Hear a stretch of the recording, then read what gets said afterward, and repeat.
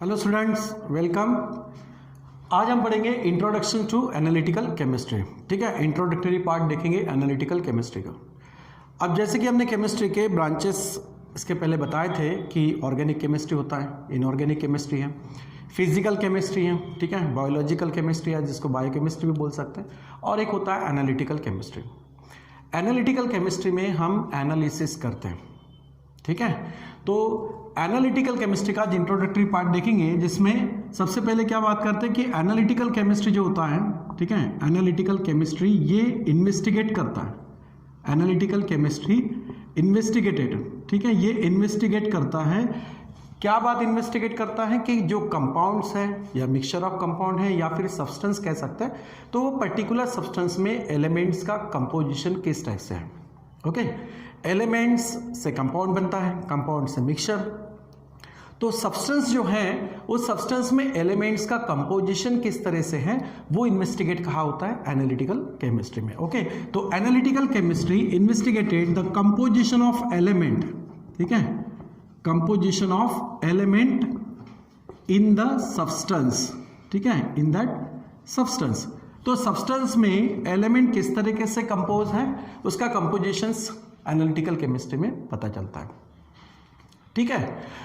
अब यहाँ पर इन्वेस्टिगेशन होता है, मतलब क्या करते हैं हम कि जो सब्सटेंस में एलिमेंट प्रेजेंट है उस एलिमेंट की प्रॉपर्टीज से, केमिकल या फिजिकल प्रॉपर्टीज से, ठीक है, उनके कलर्स का, उसका सब्सटेंस के कलर से या उस सब्सटेंस के ऑर्डर से, मेल्टिंग पॉइंट, बॉइलिंग पॉइंट या रिएक्टिविटी से, इन सब बातों से हम उस सब्सटेंस को क्या कर सकते हैं कि क्लासीफाई बोलेंगे या फिर डिफरेंट तरीके से हम उसको पढ़ सकते हैं, ठीक है। तो with the help of this analytical chemistry, ठीक है, हम क्या क्या कर सकते हैं, वी कैन सेपरेट, ठीक है, हम सेपरेट कर सकते हैं सब्सटेंस जो है वो मिक्सचर अगर है तो उस मिक्सचर में जो कंपोनेंट्स होंगे उनको हम क्या कर सकते हैं, सेपरेट कर सकते हैं।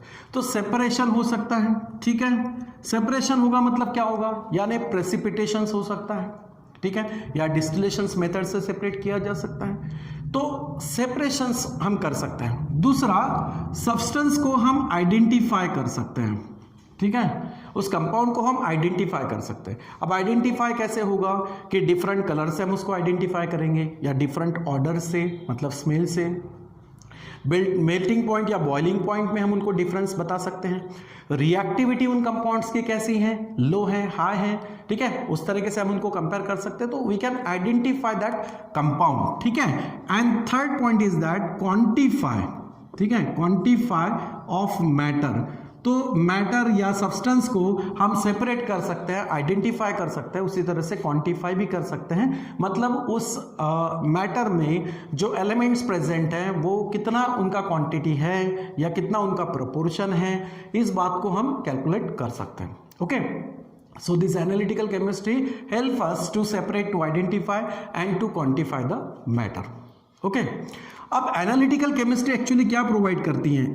एनालिटिकल केमिस्ट्री अगर देखा जाए तो ये प्रोवाइड क्या करेगी, एनालिटिकल केमिस्ट्री प्रोवाइड्स, ठीक है, सबसे इंपॉर्टेंट बात क्या है कि एनालिटिकल केमिस्ट्री प्रोवाइड करती है, प्रोवाइड केमिकल एंड फिजिकल, ठीक है, केमिकल एंड फिजिकल प्रॉपर्टीज, उनकी प्रॉपर्टीज केमिकल और फिजिकल कैसी हैं वो हमें बताएगी, ठीक है। So analytical chemistry provides the chemical and physical properties of sample, ठीक है, सैंपल की बात कर रहे हैं। एनालिसिस जब भी करते हैं हम किसी सब्सटेंस का, किसी कंपाउंड्स का, तो उसके लिए पूरा टोटल सब्सटेंस हमें लेने की जरूरत नहीं होती, ओके, या whole bulk is not considered under the study in analytical chemistry. We have to only studied about the samples, a small sample of that substance और कंपाउंड। तो कंपाउंड्स का, सब्सटेंस का एक स्मॉल सैंपल लिया जाता है और जिस पर हम एनालिटिकल ट्रीट करते हैं उसको एनालिटिकल ट्रीट करेंगे, ठीक है, उसके बारे में पढ़ेंगे। तो chemical and physical properties of samples are provided by this analytical chemistry. Okay, तो सैंपल लिया जाता है, होल बल्क या पूरा कंप्लीट सब्सटेंस को हम कंसिडर नहीं करते, ठीक है। अब ये जो एनालिटिकल एनालिसिस जो होता है, ये एनालिसिस दो तरह से करते हैं, ठीक है। एनालिसिस अगर देखा जाए तो it is of two types, दो टाइप से एनालिसिस होता है। एक है क्वालिटेटिव एनालिसिस, ठीक है, और दूसरा होता है क्वांटिटेटिव एनालिसिस। क्वालिटेटिव और क्वांटिटेटिव, ठीक है, इन दो तरह से एनालिसिस किया जाता है, क्वालिटेटिव और क्वांटिटेटिव। क्वांटिटी मतलब अमाउंट को बताएगा, ठीक है, क्वालिटी यानी उसमें केमिकल में या कंपाउंड्स में, सब्सटेंस में जो एलिमेंट प्रेजेंट है उनका कंपोजिशन किस तरीके से है, ठीक है। तो दो तरह से एनालिसिस होता है, एक क्वालिटेटिव और एक क्वांटिटेटिव, ठीक है। तो सबसे पहला जो है वो है qualitative analysis.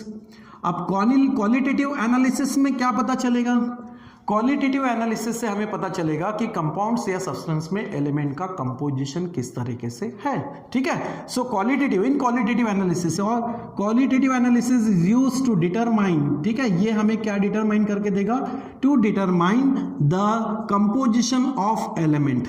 Compositions of element मतलब ये भी बोल सकते हो कि उसमें एलिमेंट प्रेजेंट है या नहीं है, ये भी कह सकते हो कि टू डिटरमाइन द प्रेजेंस, ठीक है, प्रेजेंस और अब्सेंस, प्रेजेंस और अब्सेंस ऑफ एलिमेंट, प्रेजेंस और अब्सेंस ऑफ एलिमेंट, ठीक है। जैसे कि एक सिंपल सा लैब में अगर हम टाइट्रेशन करते हैं तो उसमें हम टाइट्रेशन में क्या, फ्री रेडिकल्स यानी वो एलिमेंट उस केमिकल्स में मौजूद उसमें प्रेजेंट है या नहीं है, इसके लिए हम क्या करते हैं, सिंपल से टाइट्रेशन करते हैं। तो वो एक तरीके से क्या है, क्वालिटेटिव एनालिसिस है। तो क्वालिटेटिव एनालिसिस में हम क्या डिटरमाइन करते हैं, टू डिटरमाइन द प्रेजेंस और absence of element in a given compound, ठीक है, दिए हुए कंपाउंड्स में वो पर्टिकुलर एलिमेंट प्रेजेंट है या नहीं है, इसको हम क्वालिटेटिव एनालिसिस से पढ़ सकते हैं, डिटरमाइन कर सकते हैं, ओके। सेकंड जो है वो है क्वांटिटेटिव एनालिसिस, ठीक है, क्वांटिटेटिव एनालिसिस। अब क्वांटिटेटिव एनालिसिस में क्या होगा कि क्वालिटेटिव एनालिसिस से अगर हमें एलिमेंट्स के बारे में जानकारी मिल जाती है कि वो एलिमेंट उसमें प्रेजेंट है कंपाउंड में या नहीं है, अगर वो प्रेजेंट है ये अगर डिटरमाइन हो जाता है, उस तरीके से अगर टेस्ट हम करते हैं तो वो पॉजिटिव मिलती है, उसका प्रेजेंस पता चलता है, तो जैसे ही एलिमेंट्स का प्रेजेंस पता चलेगा तो सवाल आता है कि वो कितना है या किस तरीके से उसका कंपोजिशन है, ओके। तो क्वालिटेटिव के साथ साथ हम क्या करेंगे, क्वांटिटेटिव एनालिसिस, और क्वांटिटेटिव एनालिसिस में क्या डिटरमाइन किया जाता है, कंपोजिशन ऑफ दैट एलिमेंट, ठीक है, composition of the element present in that substance, ठीक है, कौन एलिमेंट कितने उसमें प्रेजेंट है, क्या कंपोजिशंस में, या फिर हम कंपोजिशंस की जगह बोल सकते हैं रिलेटिव प्रोपोर्शंस, ठीक है, इसको कंपोजिशन ना लिखते हुए इसको बोल सकते हैं relative proportion, relative proportion of element present in the compound, compound में वो एलिमेंट प्रेजेंट है वो कितने प्रोपोर्शंस में है, उनका रिलेटिव प्रोपोर्शन क्या है। और इस प्रोपोर्शंस के बारे में हमने फर्स्ट यूनिट में एक लॉ भी देखे थे, जैसे कि law of definite proportion, law of multiple proportion. तो वो रिलेटिव प्रोपोर्शन बताता है कि गिवन कंपाउंड्स में एलिमेंट जो है वो कितना पार्ट है, ठीक है। So relative proportion of element present in that compound and that can be determined by the quantitative analysis, and in qualitative analysis we have to conclude that the elements present or not in the given compound, ठीक है। तो दो तरीके से qualitative और quantitative analysis होता है, ठीक है। अब ये जो एनालिटिकल केमिस्ट्री है इसके बहुत सारे यूजेस हैं, ठीक है, बहुत सारी फील्ड में एनालिटिकल केमिस्ट्री का यूज होता है, ठीक है। जैसे कि उसमें कुछ हम डिस्कस करेंगे, जैसे कि इंडस्ट्रियल फील्ड भी, इंडस्ट्रियल फील्ड, ठीक है। अब इंडस्ट्रियल फील्ड में क्या होता है, वहां पर कुछ चीजें बनाई जाती हैं, तो वो कैसे बनाएंगे, रॉ मटेरियल से बनाएंगे, ठीक है। तो हम क्या करेंगे, रॉ मटेरियल्स यूज करेंगे, उस रॉ मटेरियल में हमें जो पर्टिकुलर चाहिए प्रोडक्ट्स के लिए वो एलिमेंट उसमें है, लेकिन वो कितने प्रोपोर्शन में है, तो रॉ मटेरियल्स में एलिमेंट मौजूद है तो वो कितने प्रोपोर्शन में है, या फिर उसका कंपोजिशंस क्या है वो भी हम पता करेंगे। दूसरा, प्रोडक्ट बनते वक्त जो केमिकल रिएक्शंस होगी, अगर उसका रेट हमें उस रिएक्शंस को प्रॉपरली कैरी करना है या उसका रेट देखना है तो उसमें हम कुछ इंटरमीडिएट या कैटलिस्ट हम उसमें यूज कर सकते हैं। और आफ्टर रिएक्शंस होने के बाद आपको या प्रोसेस होने के बाद आपको क्या मिलेगा, प्रोडक्ट मिलेगा। तो प्रोडक्ट की यील्ड भी कितनी अच्छी है, ठीक है, उसकी क्वालिटी भी देखी जाएगी और क्वांटिटी भी। तो इंडस्ट्रियल फील्ड में हम क्या करते हैं, कंपोजिशंस डिटरमाइन करते हैं, कंपोजिशंस किसका, कंपोजिशंस ऑफ रॉ मटेरियल हो गया, ठीक है, रॉ मटेरियल, या उसमें जो इंटरमीडिएट होंगे, ठीक है, वो इंटरमीडिएट, और लास्टली प्रोडक्ट। तो इनका कंपोजिशंस हम जो हैं वो इंडस्ट्रियल फील्ड में निकाल सकते हैं या पता कर सकते हैं बाय एनालिटिकल केमिस्ट्री। तो ये यूज हो गया इसका इंडस्ट्रियल फील्ड में। सेकंड यूज अगर बात करते हैं तो एग्रीकल्चरल, ठीक है, एग्रीकल्चर। अब एग्रीकल्चर ये बहुत इंपॉर्टेंट फैक्ट है, बहुत इंपॉर्टेंट फील्ड है, क्योंकि एग्रीकल्चरल में डिफरेंट फर्टिलाइजर्स, इंसेक्टिसाइड्स इनको यूज किया जाता है, लेकिन वो डिपेंड करता है कि उस खेती में, उस एग्रीकल्चरल फील्ड में सॉइल जो है वो किस टाइप से है। मतलब सॉइल का भी कंपोजिशंस देखा जाएगा, ठीक है, उसका भी टेस्ट होगा, और उसके लिए प्रॉपरली कौन सा फर्टिलाइजर हमें यूज करना चाहिए जो कि उस सॉइल के लिए बेटर होगा, ये भी हम डिटरमाइन कर सकते हैं। सो इन एग्रीकल्चर हम क्या करेंगे, we can determine the composition, किसका, compositions of soil and fertilizer. Soil और फर्टिलाइजर दोनों का कंपोजिशंस पता करना है। ओके तो अगर हम पर्टिकुलर फर्टिलाइजर्स को उस पर्टिकुलर सॉइल के लिए यूज करते हैं तो हमें बेटर रिजल्ट मिलेगा। So in agricultural we have to find out the compositions of soil and fertilizers by using the analytical chemistry. Okay, तीसरा जो है इन मेडिसिनल फील्ड बोल सकते हो या मेडिकल फील्ड बोल सकते हो, ठीक है। अगर मेडिसिनल फील्ड में देखा जाए तो यहां पर क्या होता है कि बहुत सारी जो मेडिसिन प्रिपेयर करते हैं, तो मेडिसिन प्रिपेयर करते वक्त भी उस मेडिसिन में जो भी एलिमेंट्स प्रेजेंट है उनका भी एक प्रॉपर कंपोजिशंस होना चाहिए। ओके तो मेडिसिनल फील्ड में मेडिसिन प्रिपेयर करने के लिए, ठीक है, इन प्रिपरेशन ऑफ मेडिसिन, अगर मेडिसिन प्रिपरेशन करना है तो in preparation of medicine that analytical chemistry is use, ठीक है। ओके तो in preparation of medicine and similarly forensic lab जो होती हैं उसमें भी हम एनालिटिकल केमिस्ट्री का यूज करते हैं। सो फॉरेंसिक साइंस में भी एनालिटिकल केमिस्ट्री का यूज होता है। इंडस्ट्रियल फील्ड के साथ में जो रिलेटेड है इंजीनियरिंग फील्ड, उसमें भी एनालिटिकल केमिस्ट्री का यूज होता है, ठीक है। तो एनालिसिस एक तरीके से प्रोसेस है, और जो किस पर किया जाता है, analysis is carried out on the sample only, not on the entire bulk.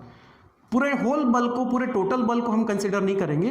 जिस सब्सटेंस का हम एनालिसिस करने जा रहे हैं उसका एक छोटा सा सैंपल लिया जाएगा और उस पे हम टेस्ट करेंगे। अब इन टेस्ट को करते वक्त क्या करते हैं, एनालिटिकल केमिस्ट्री एनालिसिस करते वक्त, एनालिटिकल केमिस्ट्री में एनालिसिस करते वक्त यूज किसका होता है, ठीक है, to analyze that substance, to analyze that substance.